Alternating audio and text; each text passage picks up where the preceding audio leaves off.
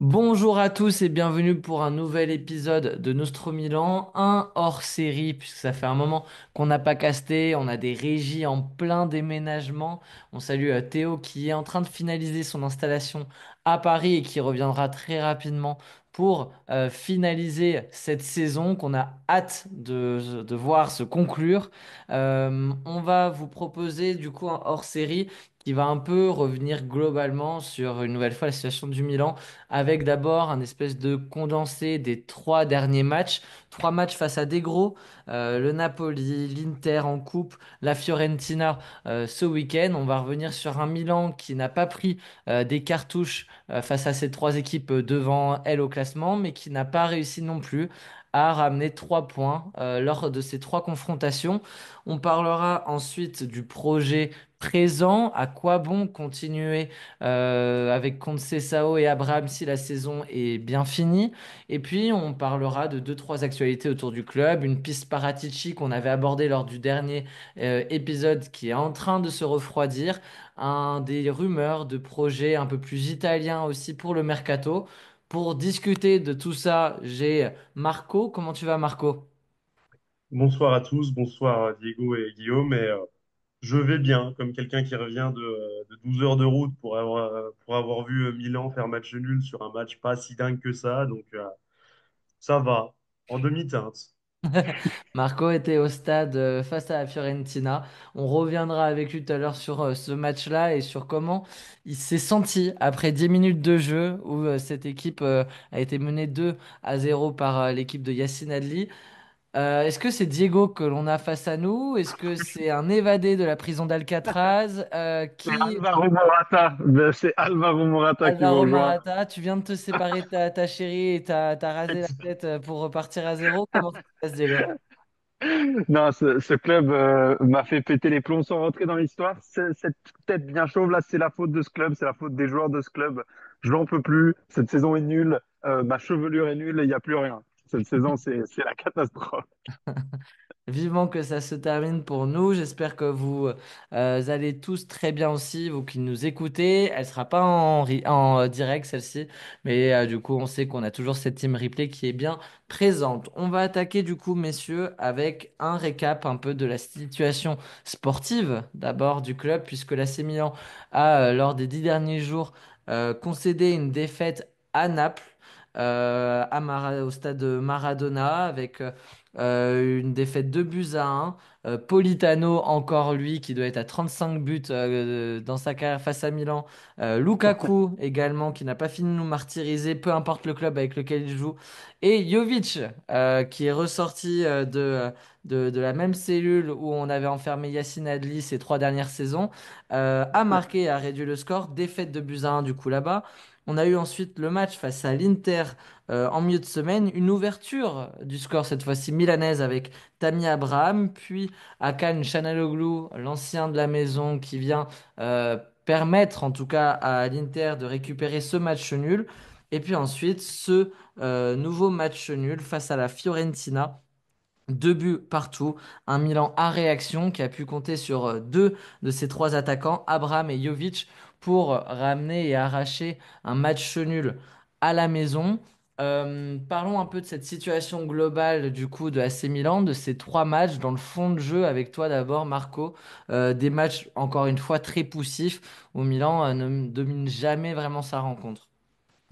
On a grosso modo l'impression que c'est un peu de pire en pire, la situation milanaise. Tu l'as très bien dit, on a envie que cette saison se termine parce que ce soit ce qu'on voit sur le terrain, en particulier sur les premières mi-temps, parce que grosso modo, on est très très souvent mené, euh, ou même pendant le match, grosso modo, on joue mal. C'est pas très beau ce qu'on propose. On est une équipe qui fonctionne à réaction. Quand on est vraiment dos au mur, on arrive à procurer quelques émotions. Après, sur les résultats, forcément, c'est catastrophique. C'est-à-dire qu'on a pris au moins un but, on a encaissé au moins un but sur les 9 derniers matchs.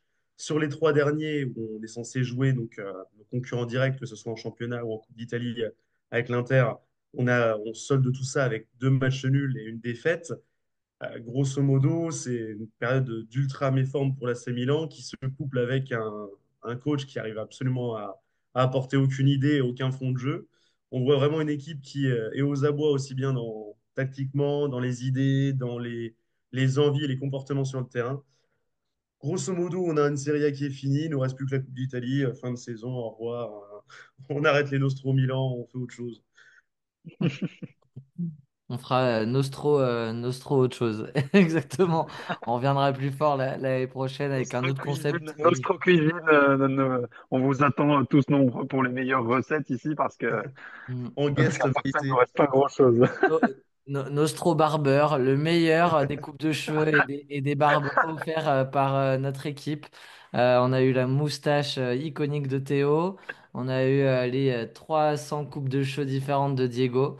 La barbe de Marco qui ne cesse de pousser. On est sur un projet James Harden. Non, non, mais on vous proposera tout un. Je sais pas si vous serez aussi nombreux à nous suivre, mais en tout cas, on se marrera toujours autant, nous de notre côté. On va revenir encore une fois ouais, sur ces, du coup, voilà, ces performances-là qui sont très, très compliquées, le dit Marco. On a aussi Diego, hein, faut aborder directement aussi un sujet. C'est celui d'un attaquant qu'on a recruté il y a 35 millions cet été, qui est normalement un peu le point de départ d'un projet, pas le point de départ, mais en tout cas qui était venu pour renforcer un projet pour l'avenir de notre club. Et ce joueur-là, depuis 3 matchs, il est sur le banc, il ne débute pas, il rentre assez tardivement, il n'est pas mis dans les bonnes conditions. Lui aussi n'est pas au niveau, hein, à l'image d'un penalty qu'il a loupé face à Naples également. Un penalty qui normalement devait être tiré par Pulisic, mais il a été donné à Jiménez aussi pour lui donner de la confiance. Ça nous rappelle des cas Charles de Ketelaere et autres. Diego, parle-nous un peu de cette situation en attaque avec, voilà, on ressort un Jovic du grenier pour renforcer une équipe avec un Tammy Abraham qui, on le sait, ne sera pas, normalement pas en tout cas, conservé l'année prochaine par Milan et retournera en retour de prêt à la Roma. Comment tu vois un peu cette situation offensive de l'AC Milan? Avec, on peut même continuer derrière avec un Raphaël Leao qui est pas indiscutable sur les dernières rencontres, qui commence aussi sur le banc. Enfin, il y a vraiment une situation offensive qui est assez bizarre. Tout part, je pense, des concepts tactiques et de ce qu'a développé Conceição, c'est-à-dire pas grand-chose finalement dans cette attaque milanaise. On n'a pas de combinaison, pas vraiment de mode de jeu préférentiel. On a vraiment, si on marque sur toutes les rencontres qu'on a pu avoir, c'est rarement sur d'équipe, c'est surtout sur des illuminations personnelles. On l'a vu notamment avec le but d'Abraham contre la Fiorentina. C'est ce genre de but qui nous permet de gratter quelques points et de finalement pas faire la pire des figures pour l'instant, même si on est quand même neuvième en championnat. Pour le coup, le cas Jiménez, c'est vrai qu'il est il est assez étrange. Ça rappelle vraiment des Ketelaere en fait, parce que faut il lui ajouter en plus une Nations League avec le Mexique très compliqué pour lui, où il n'a pas fait grand-chose. Il revient, il est tout de suite mis sur le banc, et derrière, et Abraham et Jovic y plantent. Il doit gratter quelques fins de match où il est difficilement servi dans des matchs en plus qui sont compliqués. Je veux dire, on parle d'équipes qui sont toutes au-dessus de nous dans le classement et qui jouent un football bien plus élaboré que le nôtre, hein. Donc, mais c'est vrai il y a aussi du sien. On sent qu'il est perdu dans ce système tactique, qu'il n'est pas trouvé.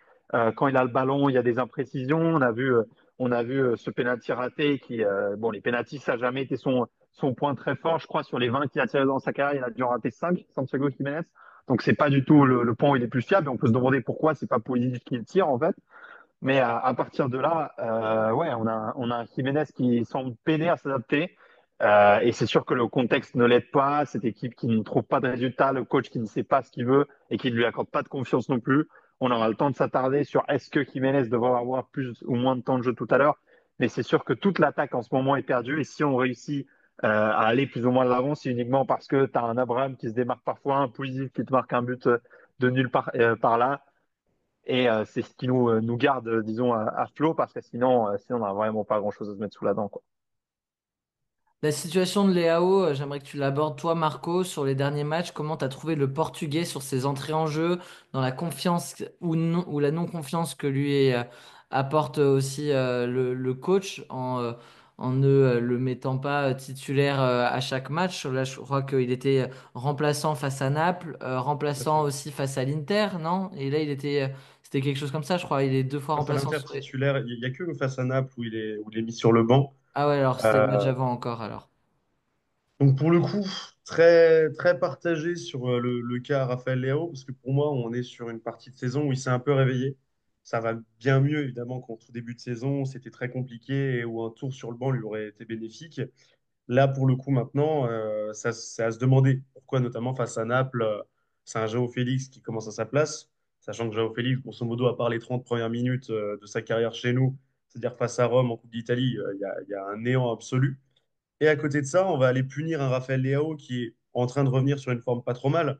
Je pense notamment au match contre Côme, au match contre Lecce. Grosso modo, les deux matchs avant la pause internationale où Leao joue, il est excellent. Il est très bon, il fait peut-être partie des meilleurs sur le terrain. On revient de la pause internationale où il n'a pas fait non plus deux matchs pleins. Il ne faut pas mettre ça sur le dos de la fatigue. Et Conceição va décider dans un match peut-être les plus importants de ta saison de mettre ton meilleur joueur sur le banc au profit d'un joueur qui est en prêt chez nous, qu'on sait ne certainement pas garder, étant donné que le mec est une pipe. Donc, grosso modo, pour moi, c'est plus la gestion du joueur qui m'inquiète que son véritable niveau. Après, son niveau, on sait qu'il y a un problème actuellement. Il évolue pas dans un Milan qui est d'un certain côté très bon. Donc, dur de lui en vouloir. Après, typiquement, si on prend son match face à la Fiorentina, c'est du Rafael Leao, capable de faire des différences, se montre disponible et maintenant fait les efforts. Par contre, gros problème dans la capacité à être décisif, se crée beaucoup d'actions. Par contre, on se retrouve devant le but, soit on frappe pas, soit on fait le mauvais choix, soit le centre est beaucoup trop tendu. Enfin, il y a toujours un petit truc qui manque pour faire que ce joueur-là soit déjà de très loin en double-double et qu'on soit sur une très bonne saison de sa part. Avant d'aborder les autres sujets et sur un peu le projet d'avenir, mais également sur la fin de saison de l'AC Milan, j'aimerais, à l'image des performances individuelles qu'on traite souvent sous la forme de top et flop, qu'on fasse un peu un point sur les recrues de cet hiver. On n'a pas pu vraiment le faire. On va plutôt aborder, on va pas revenir sur le cas Conceição, mais plutôt aborder quatre recrues qui sont arrivées. Santiago, Jiménez, Diego en a parlé, mais j'aimerais que Marco, toi, tu me dises aussi qu'est-ce que tu penses, qu'est-ce qu'il faut faire, quel temps faut lui accorder. Et puis après, on va aborder également les cas Joao Félix, Kyle Walker et Bondo, si vous le voulez bien. Marco, je te laisse commencer et finir plutôt avec Santiago Jiménez, l'attaquant à 35 millions qui est arrivé en provenance de Feyenoord. Alors, d'un point de vue factuel, à 35 millions, on va lui laisser le temps. C'est-à-dire qu'on ne va pas s'énerver tout de suite à dire que c'est un flop, qu'il faut à tout prix voilà, le remettre en question. Après, maintenant, facteur atténuant pour son profil, il est absolument pas adapté à comment on essaye de jouer actuellement. Je ne suis pas sûr qu'il soit adapté à comment on va jouer à l'avenir. C'est un peu ça mon inquiétude. Grosso modo, je vais reprendre comment Diego l'avait décrit quand il est arrivé chez nous. C'est un profil un peu à la Higuaín, c'était très juste. Un mec qui est assez technique, qui grosso modo a une belle vision du jeu et qui est un vrai renard des surfaces. Mais qui par contre a comme gros défaut n'est pas du tout un pivot. Incapable de gagner des duels aériens, le pressing, tout ça, c'est pas fait pour lui. Et grosso modo, on voit que ça pêche en ce moment parce qu'on joue bien quand on a un Abraham, typiquement, sur lequel on peut se reposer et qui sert vraiment de tour de contrôle devant. Et malheureusement, c'est pas de la faute de Jiménez, juste on l'envoie au casse-pipe à le faire jouer dans un système qui est absolument pas le sien. Récemment, en plus, face à la Fio, on lui donne que très peu de minutes de jeu. On va lui préférer un Jovic à raison, pour le coup, car Jovic, au final, est peut-être notre meilleur attaquant actuellement. Mais on va mettre un Jovic en 10 alors que Jiménez aurait pu, bah, sur le papier, être bien meilleur à ce niveau-là.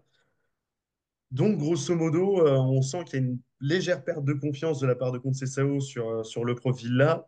Après, pour moi, c'est juste un mec qui doit jouer à deux attaquants ou à défaut, dans un système où on lui libère beaucoup plus de place que maintenant, parce que là, c'est l'envoyer au casse-pipe et vraiment le suicider à chaque match de lui demander de jouer comme un pivot. Et le système de deux attaquants, je trouve qu'on a quand même un profil comme Tammy Abraham qui peut permettre à Santiago Giménez, qui est plutôt compatible avec ce fameux joueur grand pivot qui prend de la place dans une surface de réparation. Et je trouve que on devrait déjà aller dans ce dans ce cas-là, allons dans ce chemin-là plutôt pour la deuxième, enfin pour les quelques matchs qui va rester, en testant une attaque à deux avec un profil comme Tammy Abraham et Santiago Giménez plutôt que les associer sur des quarts d'heure de jeu, allons à l'entraînement, travailler et comprendre comment on peut user du meilleur de Santiago Giménez pour l'avenir. Est-ce que c'est dans une attaque en 4-3-3? Est-ce que c'est dans une attaque à deux? Est-ce que c'est avec un joueur grand à côté? Est-ce que c'est avec un second attaquant? On n'arrive pas à trouver ça et j'ai l'impression que les matchs qui nous restent, qui en championnat ne nous servent vraiment, vraiment pas à grand-chose, on a du mal à être un peu proactif, à avoir des initiatives en ce qui concerne Conceição, en essayant de trouver dans quelle mesure on peut prendre Santiago Giménez et le mettre dans les meilleures dispositions. Pour le coup, très rapidement, je pense, que c'est aussi symptomatique un peu de la forme actuelle de l'équipe, de ce Milan-là qui joue uniquement en réaction. On se retrouve toujours, en fait, surtout sur les premiers matchs où Jiménez a joué, on se retrouve toujours avec un Jiménez titulaire qui n'est absolument pas servi parce que l'équipe ne joue pas jusqu'au moment où elle commence à encaisser, où elle commence à souffrir. À ce Mhm. moment-là, vu que la seule chose qu'a pu faire Jiménez pendant toute la rencontre, vu que Milan n'a pas eu le ballon et ne s'est pas créé d'occasion, c'est courir, c'est essayer de gratter des ballons hauts qui n'est pas du tout la responsabilité qu'il devrait avoir. Et à partir de là, c'est Abraham qui rentre parce que Conceição, en plus, comme on l'a dit, ne les associe jamais que très rarement, voilà, dans des fins de match. Conceição, ça a l'air il s'est montré être un grand adepte du poste par poste quand il s'agit des changements entre Jiménez et Abraham. Donc, à ce moment-là, c'est Abraham qui se retrouve servi parce que ce Milan-là doit réagir, doit remonter au score. Et c'est déjà ce qui s'est passé contre Com, contre Lecce, ça s'était déjà passé contre Vérone, ça s'est passé encore contre la Fiorentina ce week-end. Et ça se continuera sûrement cette saison. Donc si on arrive dès le début de la rencontre, comme tu le dis, à créer une dynamique où ces deux attaquants-là sont servis, où ils jouent entre eux, là on pourrait peut-être avoir des conditions qui permettraient à Jiménez de se développer. Tant qu'on les a pas, Jiménez il continuera à courir dans le vide et à difficilement être servi dans les matchs qu'il va pouvoir jouer, quoi. On a essayé, en tout cas, à la suite de ce mercato hivernal, d'associer Jiménez et Joao Félix avec un profil de second attaquant. Ça a été un échec. Le profil, et puis je sais même pas si c'est une question de profil, mais le niveau de jeu, en tout cas, de Joao Félix ne permet pas à l'AC Milan de remonter la pente sur cette deuxième partie de saison. Diego, comment tu trouves Joao Félix depuis son arrivée à Milan? Alors, le but, c'est pas de l'envoyer sur la place publique et de lui jeter des tomates, mais plutôt de comprendre. Ah, Marco va vouloir le faire. Non, mais Mais même moi, plutôt, même moi. non, mais comprenons également, Bien enfin, sûr. comprenons surtout pourquoi on est passé en quasiment, allez, 5 semaines, je dirais pas plus, parce que même à l'issue du mois de janvier, il y avait déjà des rumeurs comme quoi la priorité de l'AC Milan serait de racheter Joao Félix à Chelsea, quelque chose qui est complètement maintenant mort dans l'œuf depuis 3-4 semaines, où on voit vraiment Joao Félix péniblement finir sa saison, de moins en moins de minutes lui sont accordées, un profil où on voit que voilà, est-ce que c'est le fait d'être éliminé de Ligue des Champions qui a considérablement mis Joao Félix et sa mentalité vraiment au plus bas? Comment vous percevez un peu l'évolution de ce joueur au sein de notre effectif cette saison-là? Pour le coup, je peux que dire en fait que c'est un peu, bah, c'est l'histoire de la carrière de Jean-Félix pour l'instant, ce qui se passe à Milan. C'est-à-dire, on a eu un petit début, vraiment 30 minutes face à la Roma, hyper encourageant. Je me souviens, j'étais au stade pour ses débuts, les siens et ceux de Santiago Jiménez. On avait l'impression que tout le stade était déjà amoureux de lui. Les touchés de balle, voilà, sa capacité à trouver des espaces, à servir dans la profondeur. On sentait limite que les similarités que tout le monde a, seulement, ne serait-ce que pour l'apparence, que tout le monde avait déjà, pas vraiment à juste titre, remarqué avec Kaka. Et pour le coup, après ça, on a retrouvé le Joao Félix voilà, le Joao Félix historique, celui qui s'éteint un petit feu, qui n'est absolument pas décisif, qui malgré son rôle de créateur, voilà, la responsabilité qui lui est impartie de créer le jeu et créer les espaces pour que les autres attaquants puissent inscrire des buts, il ne réussit pas. Il ne réussit pas quand il a du ballon, c'est inoffensif, c'est pas tranchant, c'est pas décisif. dans les duels qu'il peut voilà, entreprendre, c'est jamais efficace. Il prend jamais les défenseurs par surprise. On a un joueur qui s'éteint, j'ai même pas envie de dire un petit peu, parce qu'il s'est jamais allumé en fait. On a eu ces 30 minutes, à partir de là, on est sur zéro but, zéro passe décisive en fait. C'est un joueur qui n'a eu absolument aucun impact. Donc, j'ai envie de dire qu'on pouvait s'y attendre. Si on voit historiquement le profil, sa carrière, le niveau qu'il a pu afficher dans des clubs même qui tournait bien mieux que celui qu'on a actuellement. Je pense notamment à l'Atlético, vainqueur de la Liga en 2021. On a eu quand même un João Félix qui a joué dans des équipes qui étaient plus prolifiques que celle-là et qui quand même n'a jamais réussi à se démarquer. Et voilà, si aujourd'hui on se retrouve avec un João Félix aussi peu décisif, je pense que ça n'aurait été qu'être optimiste de penser que ça allait se passer autrement, quoi. Marco, pour continuer sur le portugais. Très rapidement, parce que je pense que Diego, grosso modo, a tout dit et ça ne sert à rien de se répéter sur son cas. Pour moi, c'est merci, au revoir. Ça, il n'y a aucun intérêt chez nous. Que ce soit dans le plan de jeu où il n'a pas sa place, que ce soit dans son attitude et dans ce qu'il a présenté jusqu'alors sur le terrain. J'ai l'impression que c'est vraiment plus cognitivement que le joueur, ça déconne. Évidemment, balle au pied, ça peut être un dieu, on est d'accord là-dessus. Par contre, obligé de faire 7 touches de balle pour au final se faire rentrer dedans par un défenseur, tomber par terre, réclamer une faute et faire ça 15 fois par match, on se remettre en question et se dire que jouer en 2 3 touches de balle serait mieux. Je pense que pour un joueur de 25 ans qui, comme le dit Diego, a déjà connu quand même des clubs sympas, Chelsea, Barça, Madrid, Benfica, des clubs où il est censé avoir un peu d'expérience, c'est plus un gamin de 18 ans. C'est pour moi juste merci, au revoir, ça pourra jamais tenir la route. Et heureusement qu'on s'en rend compte maintenant et qu'on commence pas à construire un projet, comme tu l'avais dit, Guillaume, parce que c'était un peu un plan à un moment donné. T'as pas le micro, mon Guillaume. Pardon. Avant de continuer sur Kay Walker et Warren Bondo, non, on va continuer même dessus, puisqu'il y aura une autre actualité qu'on va pouvoir traiter qui vient d'être sortie par Footy Headline. Donc ça concerne les maillots de foot et un futur crack, un futur maillot third qui s'annonce brillant. Allez pas le voir, Ah, je l'ai messieurs, vu. je vous Ah, garde je la l'ai vu, je l'ai surprise. vu. Ah, si, je l'ai vu, je Vous l'ai l'avez vu. déjà vu? Ah, Ah, je l'ai vu. punaise. Je ferme les yeux, je le vois dans ma tête et j'imagine Andrea Poli déjà. C'est Ah exactement ce même non! maillot-là. Oh non, on Le... est plus sur un Keisuke Honda, Michael Essien. Bon Ah, allez, Titi. on va le traiter maintenant. Je le montre à la cam. Oh, eh ben je l'ai perdu. Milan. Tac. Ici, il est là. Il est beau, il est magnifique. Ce maillot jaune poussin do Brasil. Hein? Comme ça nous a toujours réussi, ce genre de maillot. Ouais, maillot jaune et vert Brésil. Hein. Littéralement, c'est vraiment les couleurs du Brésil. Euh, Warren Bondo au tableau. Honnêtement, Non, pour le coup, je non, me pour le permets de coup, me lancer sur le joueur vas-y, vas-y. que j'avais vivement critiqué à son arrivée parce que je le connaissais de son passage à Nancy qui était assez médiocre pour moi. Grosso modo, depuis son arrivée, pas si mal. Bon, c'est pas un faux des classes, et je pense qu'on est tous d'accord là-dessus. Je pense que c'est un mec voilà, qui est un bon joueur, qui peut prendre une petite place, notamment dans de la rotation. Il a que 21 ans. Mais par contre, assez encourageant pour l'instant, ces rencontres. Ça reste des bouts de match hein, qu'il a pu avoir jusque maintenant. Mhm. On est à 45 minutes face à Naples, 45 face à Côme. Voilà, il se bat sur des entrées ou des demi-titularisations. Mais pour l'instant, joueur qui me plaît bien et qui, au final, je pense, au moins a une attitude qui est top sur le terrain.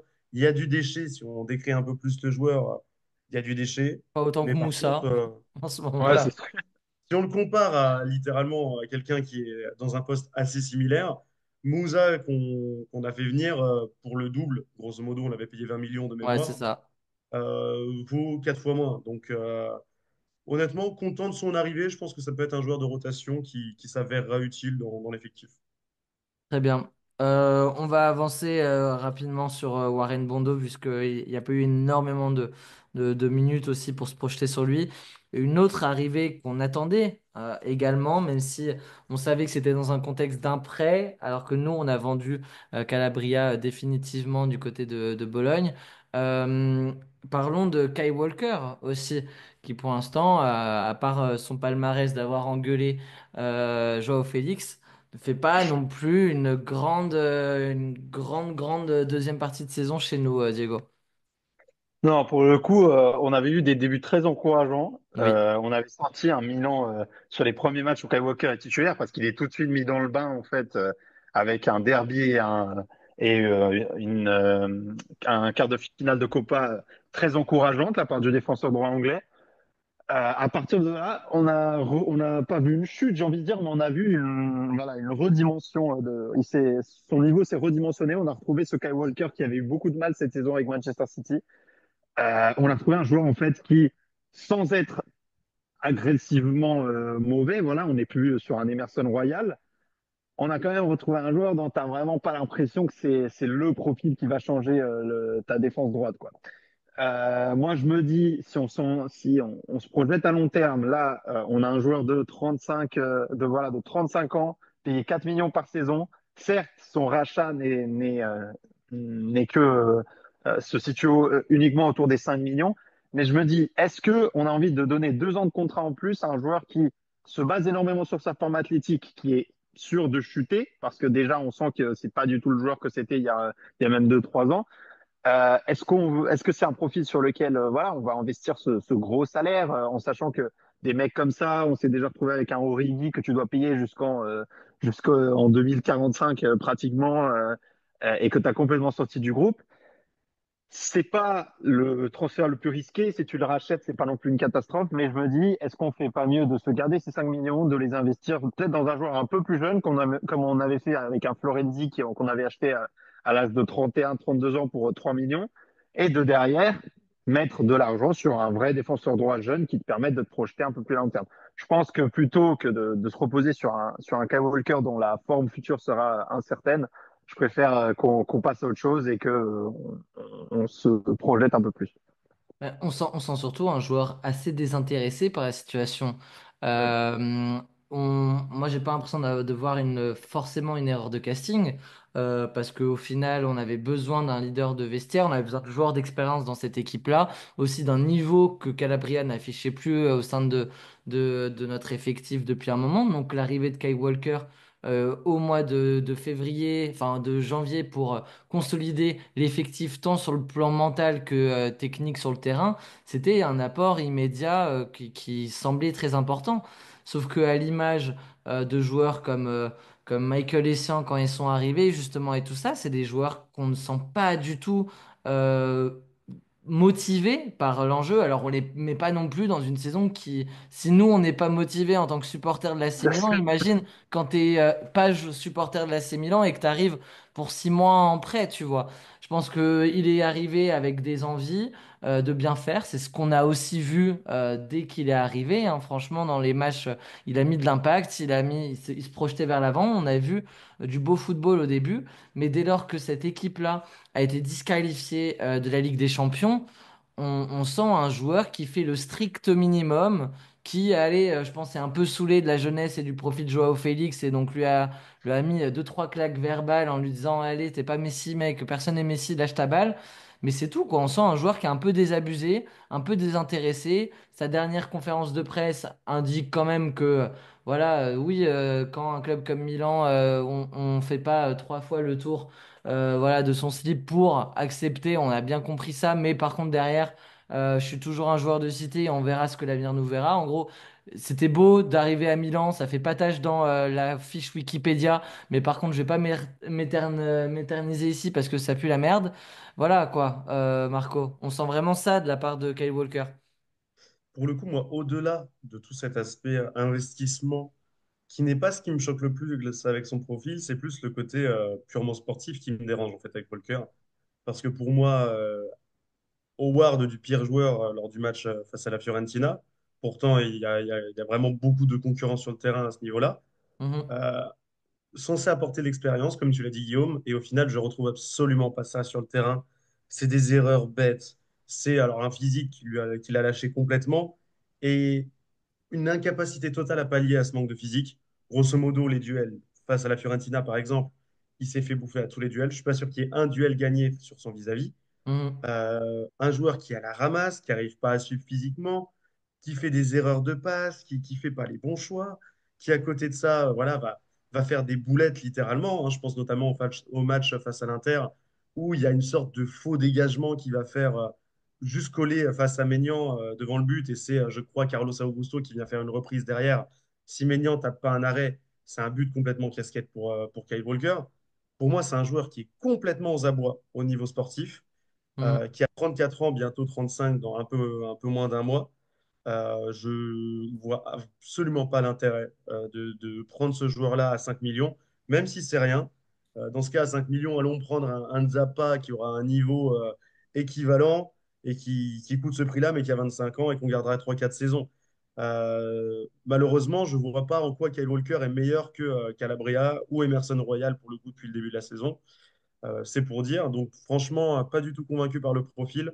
Je pense que c'est un mec qui, non, qui devrait pas, on ne devrait pas reposer notre projet défensif sur lui. Mais c'est sûr. Pour les petites stats un peu fun, depuis son arrivée sur un match où il joue au moins 60 minutes, il y en a beaucoup quand même depuis son arrivée, il y a un seul clean sheet. Mm. Et grosso modo, sur les 10 derniers matchs, les 5 derniers matchs pardon, de Serie A, il y a une seule défense qui, dans toute la Serie A, est pire, c'est celle de Monza. Mm. Sinon, on est la deuxième pire défense sur les 20 équipes. Voilà, sur un mec qui est censé t'apporter de l'expérience, etc., c'est pas le seul fautif. On est d'accord que grosso modo, il a une défense qui est totalement aux abois. Mais pour moi, c'est intolérable et je vois absolument pas pourquoi on irait claquer 5 patates sur ce mec-là. Merci pour les photos où il crache en début de match, mais c'est fini, quoi. Ouais, c'est bon, merci les Vraiment, gars. c'est tout. Hein. Et ça, et ça, Merci et ça, Triple ça, H, hein. ça n'a pas empêché nos dirigeants bien inspirés de faire tout de suite le comparo avec du catch et Triple H. Merci nos Américains. On sera jamais, on N'hésitez pas à sera acheter la jamais ceinture assez. W. On vous remerciera jamais assez pour les travaux que vous faites pour notre club. Voilà, sincèrement. On va continuer avec une nouvelle question. On va refermer du coup un peu l'aspect voilà, passé, l'aspect débrief un peu de ces performances pour se concentrer un peu sur le projet immédiat de la l'AC Milan avec un Conte Sao qui bah, visiblement ne devrait pas quitter la l'AC Milan avant la fin de la saison. Après, on peut aussi y voir quelque chose de financier, hein, de se séparer enfin, virer de coach, même si bon, contre Sessao n'a qu'un contrat jusqu'à la fin de l'année. Donc je pense que même si on le vire, il n'y a pas de fortes indemnités. C'est pas le cas en tout cas de ce qui a été le cas avec Fonseca. Mais néanmoins, on a quand même un compte Sessao qui enchaîne les mauvais résultats, qui est maintenu, qui fait jouer bêtement et simplement les meilleurs joueurs actuels. Alors, on peut pas lui en vouloir foncièrement là-dessus, mais il y a quand même un manque cruel de la part de notre coach qui, on sait, lui, va partir, mais de notre direction pour un peu, voilà, ne pas prendre les devants aussi et dire, bon, bah maintenant, les joueurs qu'on sait, on va se séparer cet été. Moi, je pense vraiment que Younous Moussa, il va pas faire l'été, c'est impossible. Et pourtant, il est sans cesse sur le terrain. Des joueurs comme, ouais, potentiellement Théo Hernandez, mais moi surtout Abraham, Jovic, ne sont pas des joueurs d'avenir pour l'AC Milan. À quoi bon continuer de mettre des Tammy Abraham sur le terrain, de donner ces cartes-là à Conceição? Pourquoi?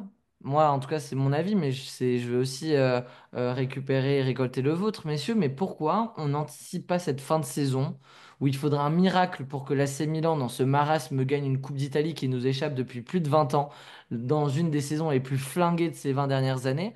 Euh, Pourquoi on gagne pas 10 matchs d'avance? Pourquoi on ne fait pas une préparation avant la préparation de l'année prochaine pour commencer à trouver des automatismes avec ces nouveaux joueurs, un nouveau système, essayer de faire, voilà, essayer de rendre les schémas Fofana, Reinders, Jiménez, Pulisic un peu plus concrets pour que ces joueurs-là, quand on va reprendre la saison au mois d'août l'année prochaine, on ait déjà une bonne base qui se connaît bien et qui peut évoluer ensemble.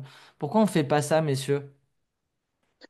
Pour le coup, très rapidement, je trouve qu'il y a vraiment en fait un manque de prise de main de la part de la direction, notamment dans ce contexte-là, parce que tu te dis, si t'as pas l'intention de renouveler Conceição, si tu es sûr que tu vas pas acheter Abraham, que tu vas peut-être vendre X ou Y joueur, honnêtement, encore, je veux bien.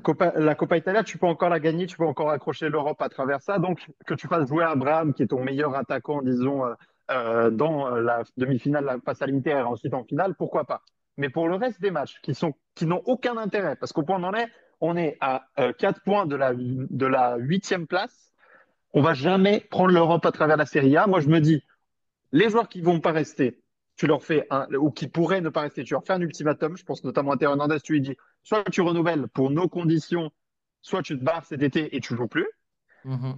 Le, les Abraham, Jovic, les joueurs que tu es sûr que tu ne renouvelleras pas, tu les fais plus jouer et tu t'assures voilà, de donner de la continuité, de donner du temps d'adaptation à un Jiménez qui manifestement ne trouve pas ses repères pour l'instant en Serie A. Et tu te permets aussi d'expérimenter avec ces joueurs que normalement tu testes pendant la pré-saison, c'est-à-dire la Primavera, le Milan Futuro. Après, le Milan Futuro, c'est aussi compliqué parce qu'il y a une mission de maintien qui est assez complexe en série C. Mais quand même, je veux dire, ne serait-ce qu'en Primavera, la Primavera qui tourne relativement bien cette saison, disons que c'est une des seules satisfactions de cette année 2024-2025 pour Milan. Tu as des joueurs intéressants, tu as des profils qui pourraient faire office de remplaçants dans les matchs de Serie A qui nous restent à jouer. Je pense notamment dans le contexte d'un Chukwueze qui n'est absolument pas décisif et qui ne sert absolument à rien, un Filippo Scotti, un Diego Sia. Tu as énormément de joueurs en Primavera qui pourraient bénéficier d'une chance. Et plus que n'importe quel autre joueur, je me dis, est-ce que c'est pas le moment, au lieu de alterner Abraham, Jovic qui vont tous les deux partir, est-ce Mhm. que c'est pas le moment de lancer définitivement Francesco Camarda, lui donner une série de matchs de titularité, parce qu'il Mhm. a, certes, il a que 17 ans à l'heure actuelle, mais 17 ans, Lamine Yamal, il était déjà titulaire au Ouais, FC c'est déjà Barcelone. 17 ans, ouais. Ouais, c'est pas le même championnat, c'est pas les mêmes conditions, mais quand même, au bout d'un moment, il va falloir qu'on lui donne de la confiance. Parce que si tous Mhm. les ans on se dit non, il est encore jeune, il a encore du temps, faut encore lui donner du temps pour se développer, on va se retrouver avec un joueur qui a 23 ans, a jamais eu ne serait-ce qu'une série de 5 matchs titulaires et dont on aura complètement gaspillé le talent. Donc au point où on en est, cette direction doit mettre la main mise, doit imposer même à un Conceição qui pourrait peut-être partir, mais dans ce cas-là, tu mets ta soutien à l'intérim, mais de toute façon, lui, il va suivre les indications de la direction. Donc, il faut que cette direction impose à Conceição certains choix. Il faut qu'on lui impose de jouer avec les joueurs qui nous servent à nous et pas les joueurs que lui veut faire jouer, en sachant que lui ne va absolument pas rester. Puis il y a une logique aussi euh, en termes de communication et en termes de pour attirer aussi les supporters à toujours venir voir ce Milan en fin de saison de Serie A. Allons donner ce que les supporters veulent, réclament, c'est-à-dire des vrais changements dans l'effectif. Une attaque Camarda, moi demain, je suis supporter de l'AC Milan, j'ai la flemme de voir le prochain match de Serie A, aucun intérêt. Maintenant, si j'apprends que Camarda va avoir plus de temps de jeu sur la fin de saison et qu'il peut être aligné dès le coup d'envoi avec Santiago Jiménez dans un objectif de voir ce que peut donner un 4-4-2 avec un Pulisic, ou alors tu vois, il y a 10 000 façons de pouvoir promouvoir une fin de saison où Milan se concentre sur l'avenir. Milan, on a compris, on a clairement raté, fini cette saison avec ces deux derniers matchs face à Naples et à Fiorentina en championnat, on prend un point sur six, pendant que les autres continuent de marquer des points. Allons vraiment chercher une fin de saison où on met l'ascendant sur ça, sur l'avenir. Toi, qu'est-ce que t'en penses, Marco? Bien évidemment, je vais dans votre sens, hein. Pour moi, l'option, que ce soit Tassotti ou Conceição, partir sur on va miser l'avenir, etc., c'est évidemment ce qu'il faudrait. Après, pour moi, c'est en fait aussi enfin, une des conséquences d'une direction qui ne sait pas trop où elle va aussi. Sens où on sait qu'on a eu, on en parlera juste après, beaucoup de débats, d'hésitations concernant le DS, concernant Mhm, aussi les futures cibles, aussi bien en tant qu'entraîneur qu'en tant que joueur aussi qui sont ciblés. Parce que grosso modo, on sait qu'on part sur une italianisation du club, ce qui a été demandé par beaucoup pendant longtemps et dont je fais partie. mhm. Ce qui, pour moi, d'ailleurs, une des clés pour légèrement se relever. Il faudra savoir le faire bien pour se relever complètement. Après, le problème étant que maintenant, comment on sait déjà qui fera partie du projet? En fait, malheureusement, je pense que la direction elle-même n'est pas capable, à l'heure actuelle, de dire oh, 50% de ces joueurs-là vont rester, ceux-là non. Typiquement, prenons la charnière centrale. On n'a pas de charnière centrale titu. Non. Donc, grosso modo, il y a des rumeurs avec Yo, il y a des rumeurs avec Tomori. Si demain, je pense qu'il y a une offre sur Gabbia ou Pavlovic, je ne suis pas sûr qu'on soit totalement fermé. Walker, on ne sait pas s'il reste. Moussa va certainement partir. Fofana, Reinders, Pulisic et Jiménez sont certainement les seuls qu'on est quasiment sûr de garder. Sauf encore une fois, grosse offre. On ne sait pas hein, s'il y a, comme je disais, un City qui perd De Bruyne et qui veut mettre 70 patates sur Reinders. On ne Ouais. sera pas capable de dire non. Tout Mhm. simplement, ne serait-ce que parce qu'il faut pallier l'argent qu'on n'aura C'est pas clair. via l'Europe. Donc en fait, je pense que c'est juste une équipe qui est aussi, enfin, un staff qui est aussi perdu concernant qui seront les futurs joueurs.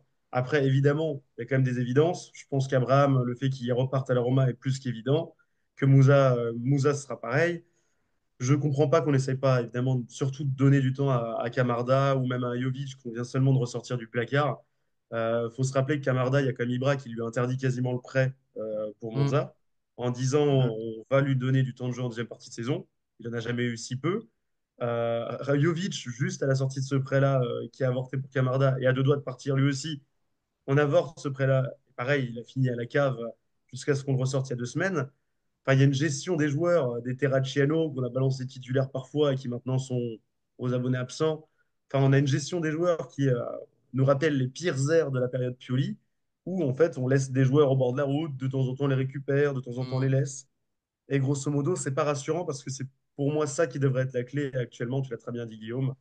La saison elle est avortée. Misons tout sur la Coupe d'Italie et au moins donnons un peu de temps de jeu à ceux qui en ont besoin, notamment Jiménez, qu'on on n'a aucun intérêt à faire perdre confiance.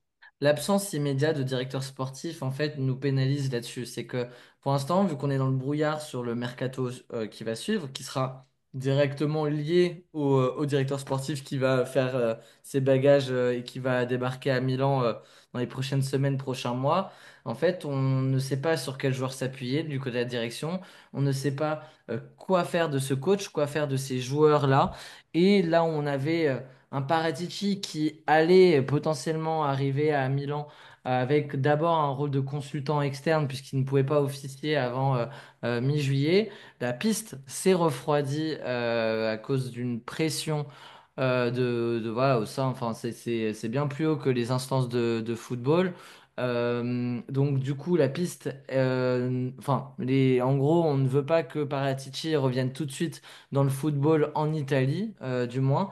Donc c'est compliqué pour nous et il va falloir trouver une solution B le plus rapidement possible parce que j'ai l'impression que c'est clairement en fait l'élément déclencheur qui ensuite va pouvoir influencer tout le reste et les joueurs à concernés ou non concernés sur la fin de saison, quels joueurs doivent démarrer, quels joueurs ne doivent pas démarrer.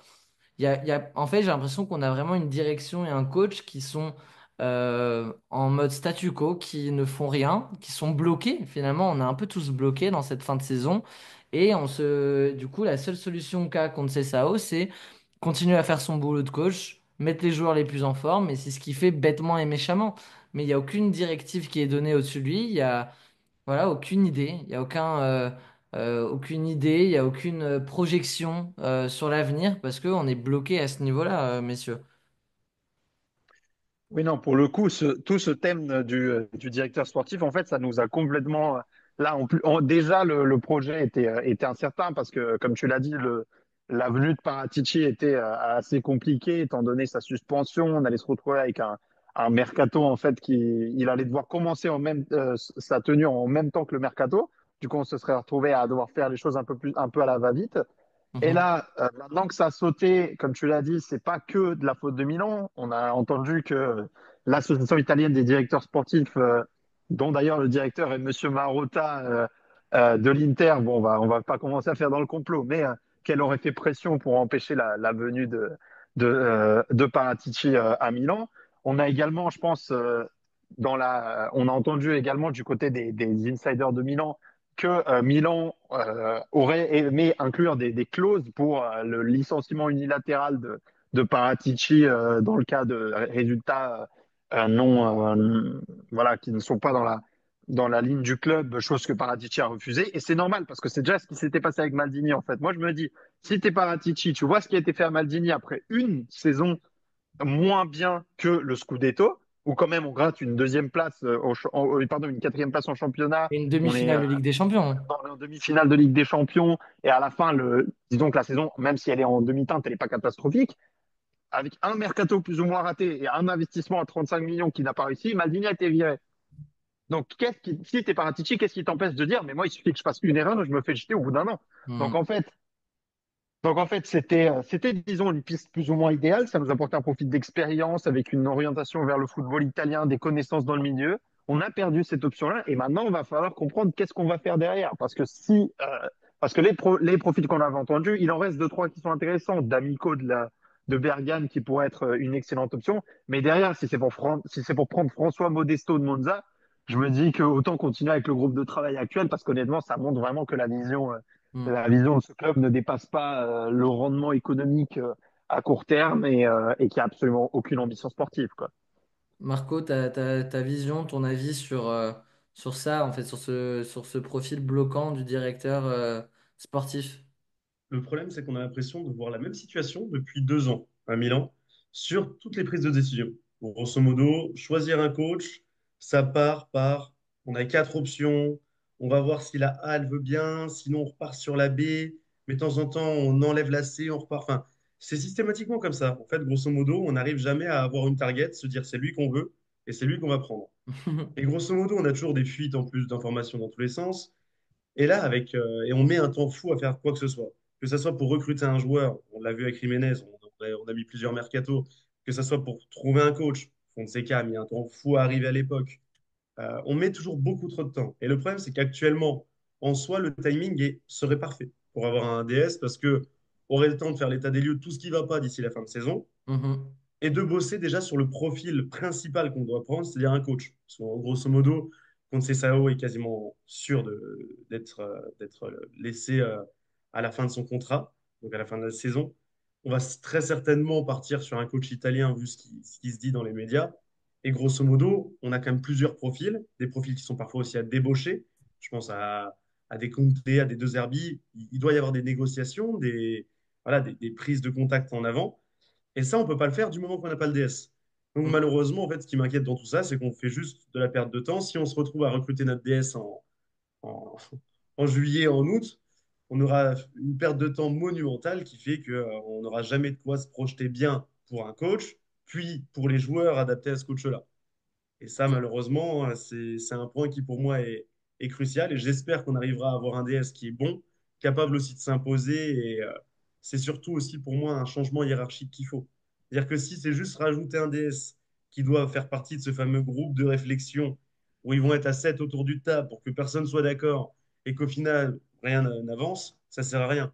Il faut juste qu'un Moncada reparte faire son scouting dans son coin, dans l'ombre comme il doit faire de base, que Ibra s'occupe de la com, que chacun prenne sa branche et que le DS soit responsable quasi seul et unique, évidemment avec consultation, de tout le projet sportif, de A à Z. Et Mais, ça, mais malheureusement, j'ai peur que même si on prend un mec d'expérience, etc., j'ai peur qu'on n'ait pas tendance à lui laisser.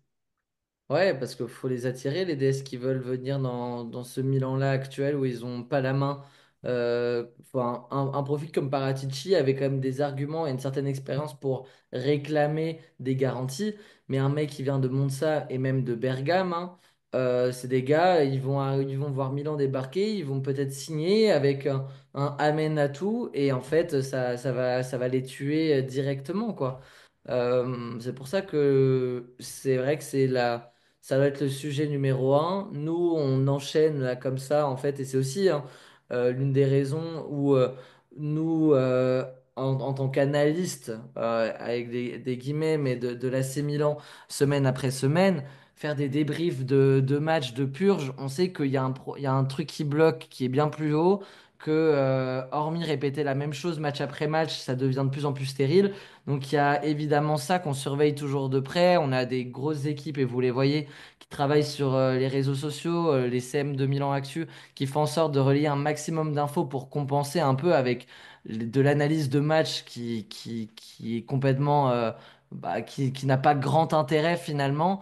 Donc voilà, il est important de faire des points un peu réguliers sur les situations, mais c'est sûr que c'est le point de départ de toute cette fin de saison. Et tant qu'on n'a pas une avancée sur le poste de directeur sportif, bah, on va regarder les mêmes purges, on va regarder les mêmes choix bêtes, méchants, qui servent à rien et des performances et des matchs qui sont complètement inintéressants pour le Milan. Quand bien même on arriverait à gagner 2 matchs d'affilée, le problème est bien plus profond et ce serait que l'arbre qui cache la forêt de garder, de réavoir, pardon, un peu d'espoir avec l'enchaînement de une ou de deux bonnes performances, quand bien même elle sera en Coppa Italia. Voilà, on va revenir dans cette fin de saison. Normalement, la régie de Théo devrait être opérationnelle pour la fin de la semaine. Donc, on risque de se revoir dimanche prochain avec Diego. Je crois pas avec Marco. Je sais plus si Marco, toi, Je non. serai encore à Milan. Toi, tu seras encore à Milan.